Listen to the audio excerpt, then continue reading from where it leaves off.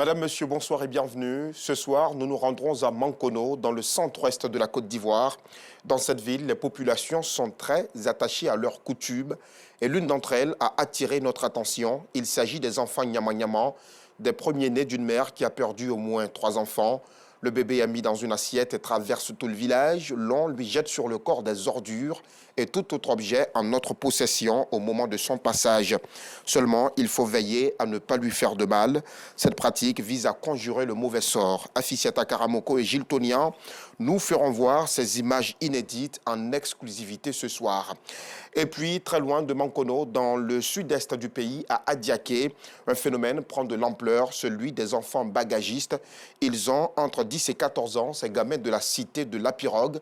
Ils se faufilent, brouette en main, entre véhicules et piétons, à la recherche de bagages à transporter, moyennant une somme d'argent. Tanti Bagage, ce tueur sournois d'avenir, mérite bien une sanction. Et ce soir, nous dédierons le carton rouge aux parents de ces enfants. Dans la commune de Yopougon, les populations sont reconnaissantes aux autorités pour leurs efforts en vue de remédier aux coupures d'eau potable et d'électricité. Ce sont environ 2000 compteurs qui ont été distribués. Soulagées, ces populations ont tenu à exprimer aux autorités leur reconnaissance. Le reportage de Clarisse Kayala et Clément Boko. Ils ont vécu dans l'obscurité et sans eau potable depuis 1992. Les filles et fils de 46 quartiers de Yopougon n'ont pas caché leur joie face à l'arrivée de l'eau potable et de l'électricité dans leur commune.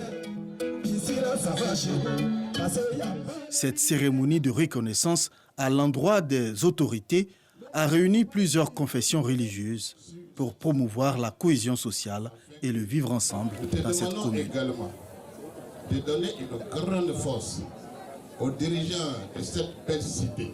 Au total, 1000 compteurs de courant et 185 compteurs d'eau ont été offerts aux populations selon le maire de la commune. Ces festivités à l'endroit des autorités a été un moment de joie et de danse traditionnelle des différentes communautés. En Somalie, un ancien dirigeant des islamistes radicaux Shebab est nommé ministre des Affaires religieuses dans le gouvernement somalien. L'annonce a été faite par le Premier ministre Hamza Abdi Barre au moment de la composition du gouvernement. Il se nomme Mokhtar Robo, alias Abou Mansour. Il a, en 2017, fait défection du mouvement qu'il a pourtant contribué à fonder et qui mène depuis 15 ans une insurrection contre le gouvernement fédéral, lequel gouvernement fédéral est soutenu tout naturellement par la communauté internationale.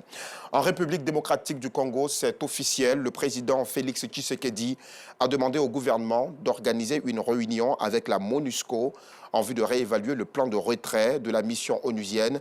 La décision a été prise au cours d'une réunion cette nuit avec les présidents des 2 chambres du Parlement, le Premier ministre et quelques ministres associés pour faire le point de la situation. C'est tout pour ce bref tour de l'actualité. Rendez-vous à 19h30 pour la grande édition.